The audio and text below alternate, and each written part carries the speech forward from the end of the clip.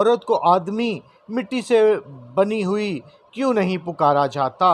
3 مختصر اور واضح وجوہات۔ عبرانی گرامر کا اصول۔ عبرانی زبان میں لفظ آدم مذکر ہے۔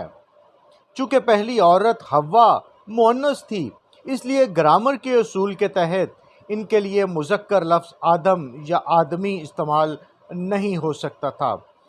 ان کے لیے مٹی کے ماخذ سے ہٹ کر جنس کے لحاظ سے ایک الگ نام چنا گیا۔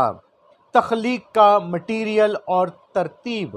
مرد آدم کو براہ راست زمین کی مٹی سے بنایا گیا تھا، اس لیے وہ آدمی یعنی مٹی والا کہلایا۔ حوا کو براہ راست مٹی سے نہیں بلکہ زندہ انسان کے وجود پسلی سے تخلیق کیا گیا۔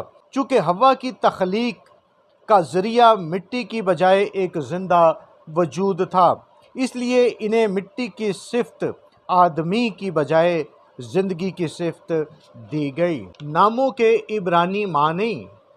قدیم عبرانی میں دونوں کے نام ان کی اصل حقیقت کو ظاہر کرتے ہیں۔ مرد کا نام آدم رکھا گیا کیونکہ وہ آدما مٹی سے بنا تھا۔ عورت کا نام حوا رکھا گیا جس کا عبرانی میں مطلب ہے زندگی یا سب زندہ رہنے والوں کی ماں۔